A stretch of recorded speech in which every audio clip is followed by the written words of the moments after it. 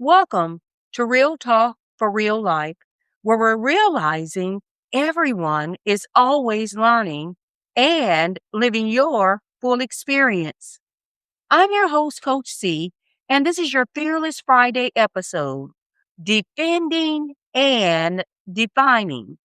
Listen, family, today's real talk might make some people uncomfortable, and I'm okay with that because Fearless Friday wasn't created for comfortable conversations. It was created for courageous ones. And today's conversation is called Defending and Defining because there is something exhausting about constantly feeling tasks with defining who you are while simultaneously defending your right to be who you are, defending your humanity, defending your concerns, defending your questions, defending your fears, defending your fight, defending why something hurts, defending why something matters, and sometimes simply defending why you believe something deserves a closer look. And for Black people in America, that burden didn't begin yesterday. Say their names: Trayvon Martin, Eric Garner, Tamir Rice, Sandra Bland, Philando Castile, Botham Jean, Tatiana Jefferson, Breonna Taylor, Ahmaud Arbery, George Floyd, Elijah McClain, Sonia Massey, Emmett Till.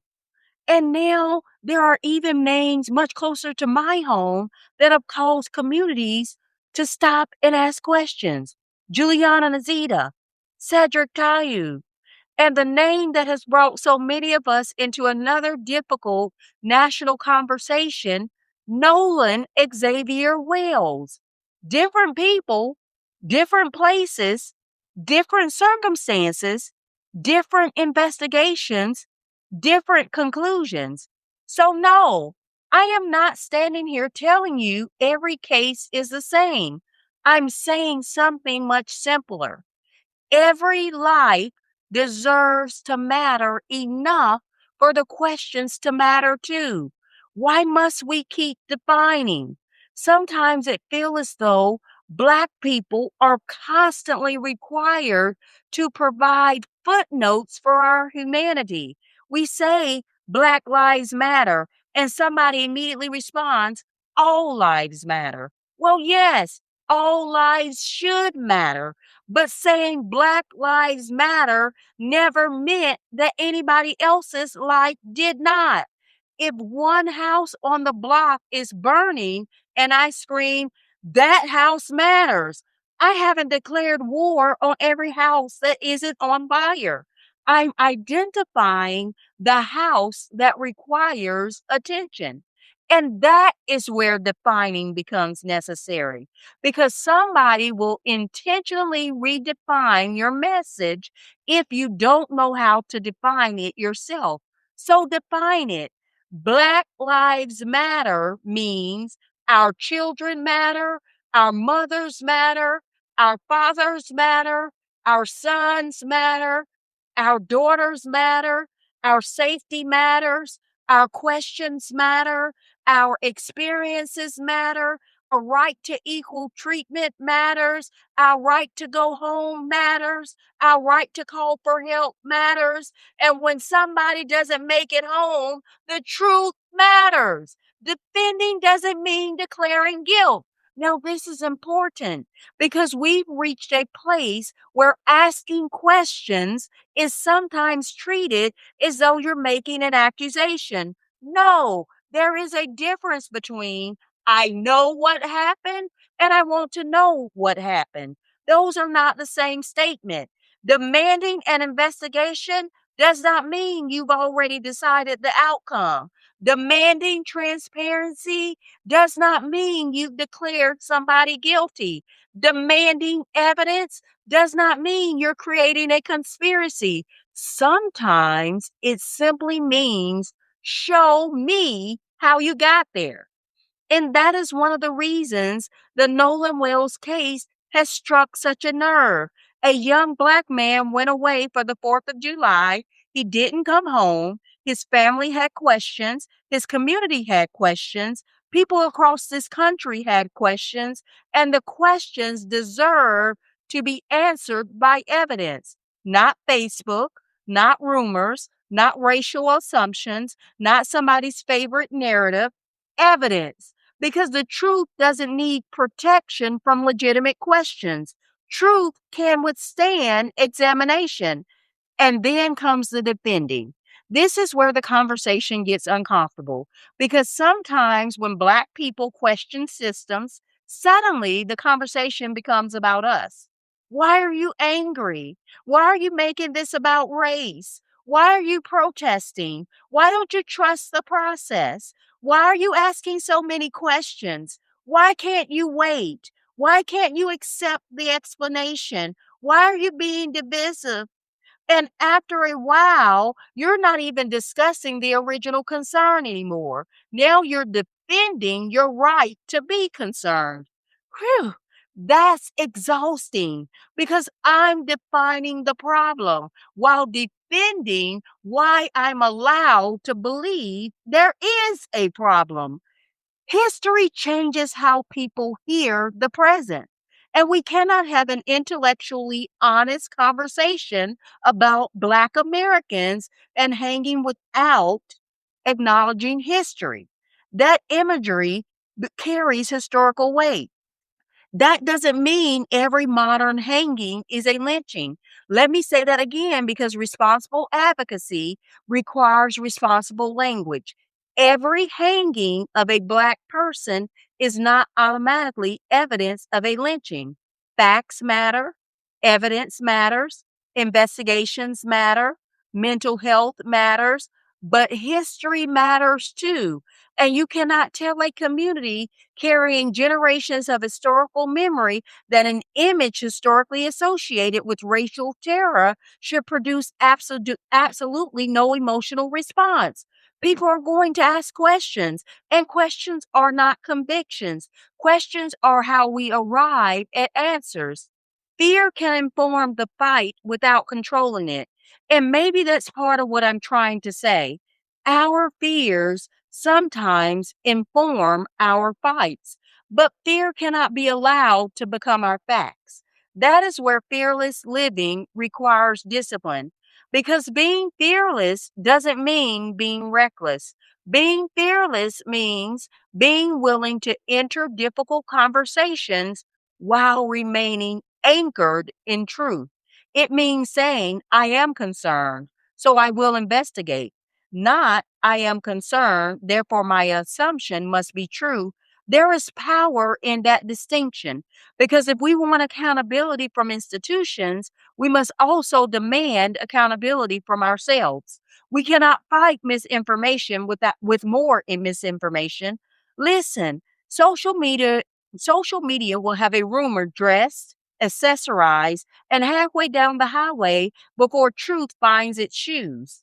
And I know we want answers. I know. But if we are fighting for truth, then truth has to remain the standard, even when the truth hasn't caught up to our questions yet. Don't share something simply because it supports what you already believe. Verify it. Don't turn speculation into declaration. Label it. Don't accuse somebody because the internet decided they look suspicious. Investigate it. Don't let outrage outrun accuracy because credibility is currency. And if you're going to use your voice for justice, protect the credibility of your voice. Advocacy and accountability can coexist. You can support law enforcement and still question an investigation. You can believe in due process and still demand transparency. You can acknowledge that suicide exists and still believe unexplained circumstances deserve thorough investigation. You can condemn harassment and still support a family's pursuit of answers. You can believe that Black Lives Matter without believing that every white person is the enemy. You can love America and still challenge America to live up to its promises. Two truths can occupy the same room. We have got to stop acting like Complexity is betrayal. Define yourself before somebody else does it for you. And this goes beyond racial justice because somebody listening needs this personally. Stop allowing other people to define your position before you've defined it for yourself. Know what you believe, know why you believe it, know what evidence would cause you to reconsider it. Know what your values are. Know what you will defend. Know what you will not defend. And most importantly, know who you are without needing somebody else to agree with you. Because when you don't define yourself, somebody else will gladly hand you a definition. Angry, difficult, divisive, too loud, too sensitive, too black, too political, too much. And sometimes you got to hand that definition right back. Return to sender. I know who I am. You don't have to be loud to be fearless. Fearless advocacy doesn't always require a microphone. Sometimes it's asking another question. Sometimes it's requesting the document. Sometimes it's attending the meeting. Sometimes it's voting. Sometimes it's writing the representative.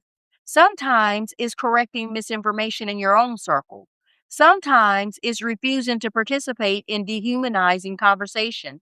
Sometimes it's saying, no, we're not going to talk about that human being that way.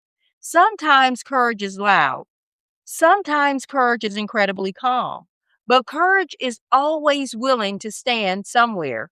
Don't lose your humanity while defending humanity. This one, don't lose your humanity while defending humanity because righteous anger can become destructive anger if we're not careful. If we're fighting because people deserve humanity, then we cannot strip humanity from somebody else to make our point. Threatening people isn't justice. Harassing families isn't justice. Racial hatred isn't justice. Destroying somebody without evidence isn't justice. That's revenge wearing justice's clothes. And I don't want revenge. I want truth. I want accountability. I want transparency. I want systems worthy of public trust. I want grieving families treated with dignity. I want evidence followed wherever it leads. And if the evidence ultimately contradicts what I suspected, then I have to be courageous enough to accept that truth too, because my commitment cannot merely be the outcome I wanted. My commitment has to be to the truth. Here's your fearless homework. Define it, defend it, do something.